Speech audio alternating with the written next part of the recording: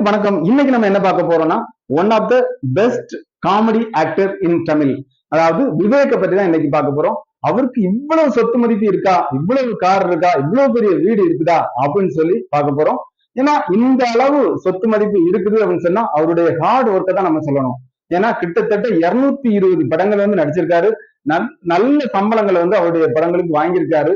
நிறைய பேருக்கு உதவி செய்யக்கூடிய மனப்பான்மை அவருக்கு இருக்குது. அது திரைத்துறையினரா இருக்கலாம், அல்லது கல்விக்காக இருக்கலாம், அல்லது மருத்துவ வசதிக்காக இருக்கலாம், அல்லது நேச்சுரல் கேலமிட்டி, இந்த மாதிரி வெள்ளம் அல்லது மற்ற நேரங்கள்ல எவ்வளவோ உதவிகளை பண்ணியிருக்காரு. சின்ன கலைவாணர் அப்படின்னு சொல்லி அவரை சொல்றோம். ஏன் அப்படின்னா கலைவாணர் அப்படிங்கிற ஒரு நடிகரும் அதே போல இருந்தாரு அப்படின்னு சொல்லி, அதாவது சிரிக்க வைப்பது மட்டுமல்லாமல் சிந்திக்கவும் வைக்கக்கூடிய ஒரு அருமையான கலைஞராக தான் நம்ம வந்து விவேக்க பாக்குறோம். அதாவது மூட நம்பிக்கைகளை தன்னுடைய படத்தின் மூலம் அதிகமா வந்து தாக்கக்கூடியவர். இதெல்லாம் தேவையா அப்படின்னு நகைச்சுவையோடு சொல்லக்கூடிய ஒரு நிகழ்வு. எடுத்துக்காட்டா சொல்ல போனா கழுதைக்கும் கல்யாணம் பண்ணக்கூடிய ஒரு நிகழ்வு. அந்த நிகழ்வு ஒரு தன்னுடைய படத்துல கூட மிக தெளிவாக சொல்றாரு. அதாவது இது எல்லாமே மூட நம்பிக்கை. அதை செய்யறதை விட நீங்க மரக்கன்று நட்டினால் அந்த மரம் வளரும் போது அது மழையை கொடுக்கும். கழுதைக்கும் கல்யாணம் பண்ணாச்சுன்னா அது மழை கொடுக்காது அப்படின்னு.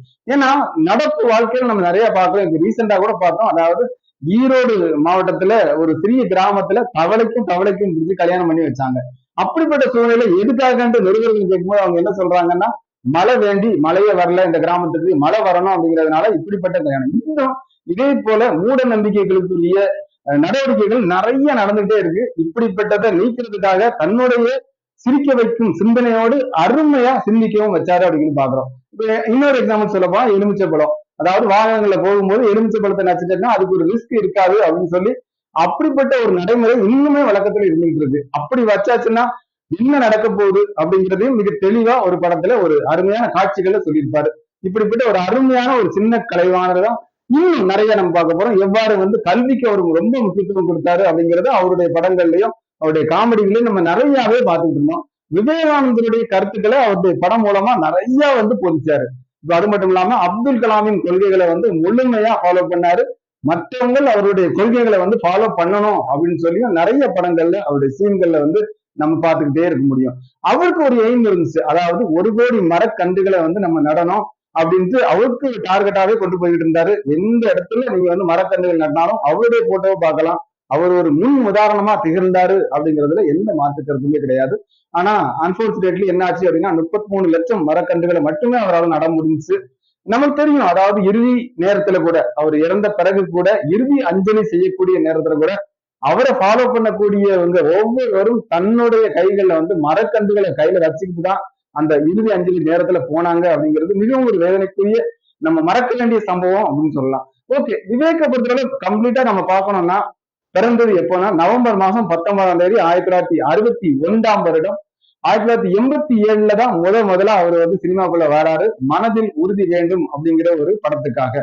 சோ நிறைய அவார்ட்ஸ் அதுக்கப்புறம் அவருடைய ஹார்ட் ஒர்க்குனால அவருடைய திறமையின் மூலம் நிறைய அவார்ட்ஸ் வந்து அவருக்கு கிடைச்சிக்கிட்டே இருக்கு. அதுல ஃபர்ஸ்ட் கிடைச்சதுதான் 2006ஆம் ஆண்டு கிடைச்ச கலைவாணர் அவார்டு. இந்த அவார்டு வந்து அவரை வந்து மிக முக்கியமான இடத்துக்கு கொண்டு போச்சு அப்படின்னு பார்க்கலாம். அவருடைய நடிப்பில் இருக்கக்கூடிய திறமைகளும் அவர் எவ்வாறு தன்னுடைய ரசிகர்களை கவர்ந்தாரு அப்படிங்கறத அங்க பாக்குறோம். 2009ஆம் வருடம் திரும்பவும் பத்மஸ்ரீ அப்படிங்கிற ஒரு உயரிய விருது வந்து அவருக்கு கிடைக்குது, ஜனாதிபதி மூலமா கிடைக்குது.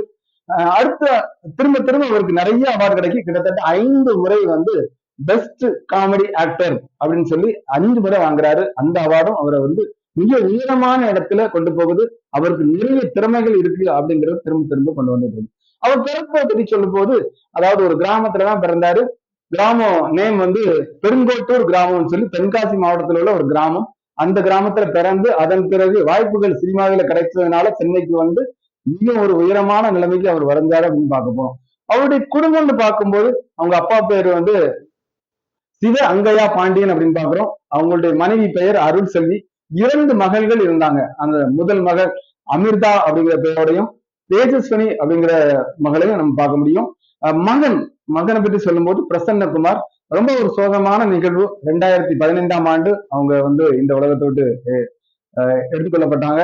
ரொம்ப ஒரு சோகமான நிலவு. ஏன்னா மிகவும் ஒரு பாசமுள்ள மகனை இழந்ததாக ரொம்ப ஏங்கி அழுத்ததே நம்ம இந்த விவேக்குடைய மகனையும் பற்றி நம்ம நினைக்கும் போது அவருடைய மகன் பிரசன்னகுமார் அவர்கள் 2015ஆம் ஆண்டு இறந்து போனாங்க அப்படின்னு பாக்குறோம். ஓகே, நம்ம எதிர்பார்த்தபடி நம்மளுடைய டைட்டில் படி பார்க்க போனா சொத்து மதிப்பு நிறைய சொத்து சேர்த்து வச்சிருக்காரு. ஏன்னா அந்த அளவு அவர் ஹார்ட் ஒர்க். சோ எவ்வளவு அதிகமான நடிப்புல நடிக்க முடியுமோ, எவ்வளவு தன்னுடைய டேலண்ட வந்து அதிகமா காட்ட முடியுமோ அந்த அளவு காமிச்சிட்டாரு. அதாவது 2018ஆம் வருடம் அவருடைய சொத்து மதிப்பு வந்து 13.7 மில்லியன் யூஎஸ் டாலர். இது நார்மலா ஐஎன்ஆர் கிடையாது, யூஎஸ் டாலர். ஒரு மில்லியன் சொல்லும் போது 10 லட்சம் மதிப்புள்ள மதிப்புன்னு நம்மளால சொல்ல முடியும். அதே போல 2019ஆம் வருடம் அவருடைய சொத்து மதிப்பு என்னாச்சு அப்படின்னா 15.3 மில்லியன் யூஎஸ் டாலர். சோ திரும்பவும் நம்ம பார்க்கும்போது கடைசி அவங்க வெளியிட்டது என்னன்னா 2020ஆம் ஆண்டு 17 million US dollar. Okay, dollar பத்தியே சொல்லிக்கிட்டு இருக்கோம். இந்திய மதிப்புப்படி என்ன அப்படின்னு சொன்னா கிட்டத்தட்ட 126 கோடி ரூபாய் அவருடைய சொத்து மதிப்பு இருக்குது.